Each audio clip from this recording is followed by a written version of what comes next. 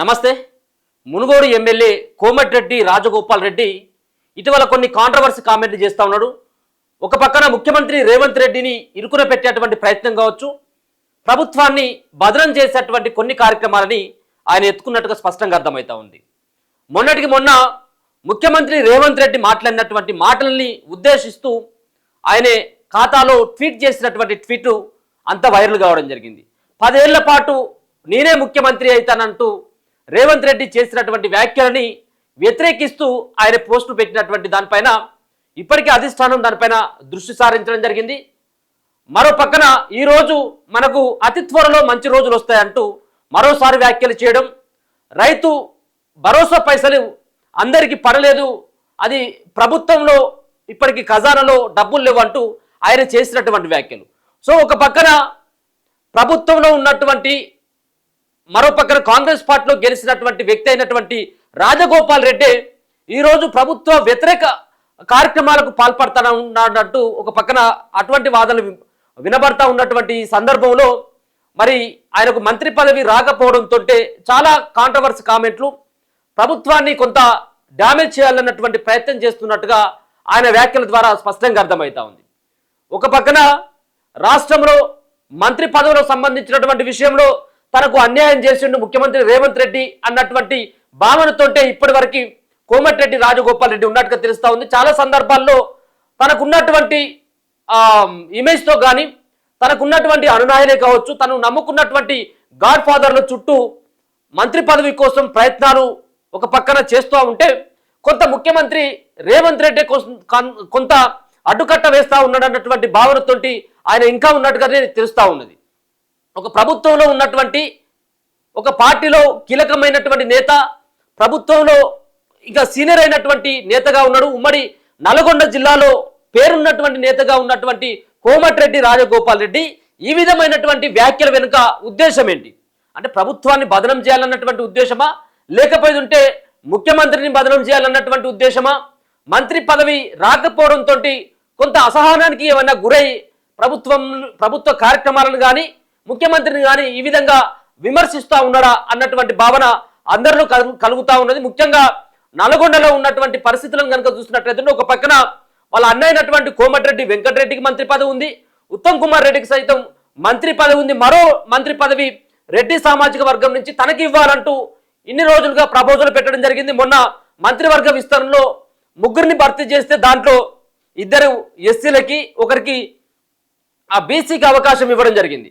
కానీ 4వ వ్యక్తిగా ఒక రెడ్డిగా తనకి మాత్రమే అవకాశం కల్పించాలి, పార్టీని నమ్ముకొని ఉన్నాను, పార్టీలోకి వచ్చేందుకు మంత్రి పదవి ఇస్తాను, అధికారంలోకి వస్తామని చెప్పేసి హామీ ఇవ్వడంతో నేను ఆ పార్టీలోకి రావడం జరిగింది. కానీ పార్టీ అధికారంలోకి వచ్చిన తర్వాత తనకి మంత్రి పదవి ఇవ్వట్లేదు, ఇది కావాలని చెప్పేసి రేవంత్ రెడ్డి మంత్రి పదవికి అడ్డుపడతా ఉన్నాడంటూ తన అనుచరుల దగ్గర చాలా సందర్భాల్లో చెప్పినట్టుగా సమాచారం అంతా ఉంది. అందుకని చెప్పేసి ఆయన చేసినటువంటి కొన్ని వ్యాఖ్యలైతే వివాదాస్పదం అవుతా ఉన్నాయి, సోషల్ మీడియాలో చక్కర్లు కొడతా ఉన్నాయి. ఇక మరో పక్కన రానున్నటువంటి రోజులలో ముఖ్యమంత్రిగా నేనే ఉండబోతా ఉన్నానన్నటువంటి ఒక ప్రచారాన్ని కోమటిరెడ్డి రాజగోపాల్ రెడ్డి కొంత సోషల్ మీడియా ద్వారా ఆయన ప్రచారం చేసుకున్నటువంటి ప్రయత్నం చేస్తున్నట్టుగానైతే అర్థమవుతా ఉన్నది. ఇటీవల చూస్తూ ఉంటే వరుసగా ఆయన చేస్తున్నటువంటి ట్వీట్లు కావచ్చు, ఆయన మాట్లాడుతున్నటువంటి మాటలు కావచ్చు, సోషల్ మీడియాలో కొంత ఆయనకు పాజిటివ్ అయినటువంటి వార్తలు వస్తూ ఉంటే ఇదంతా వెనకాల రాజగోపాల్ రెడ్డి కావాలని చెప్పేసి ఒక ప్రచారం చేసుకుంటా ఉన్నాడు.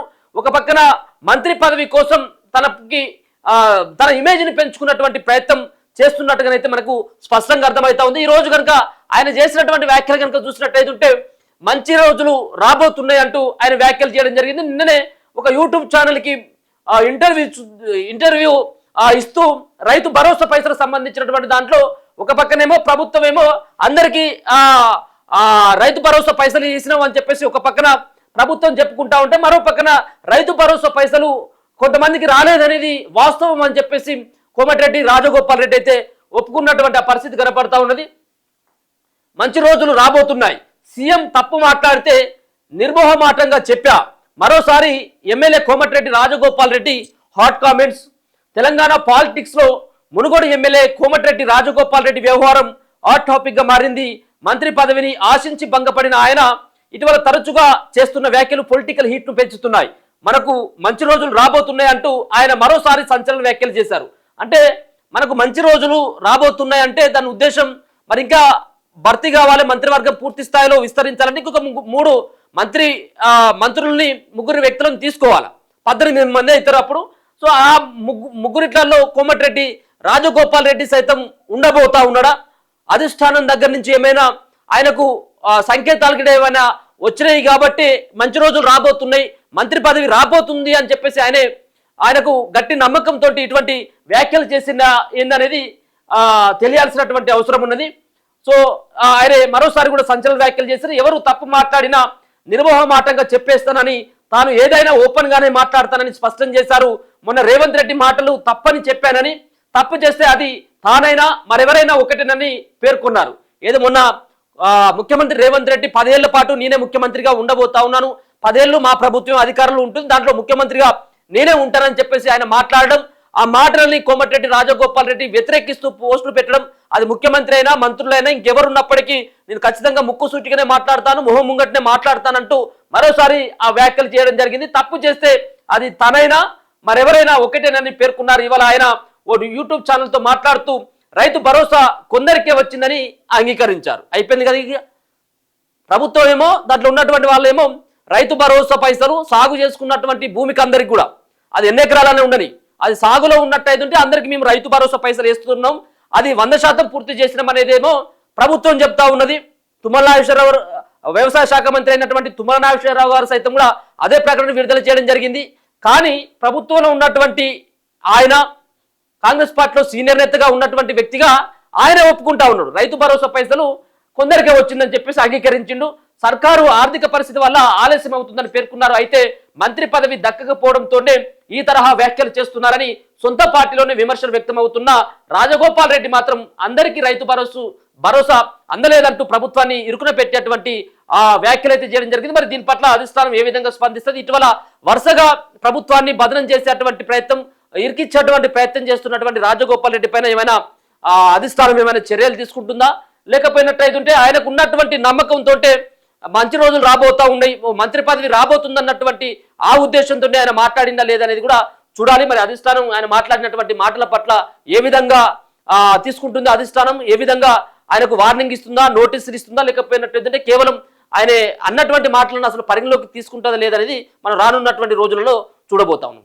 చూస్తూనే ఉండండి మన తొలి వెలుగు.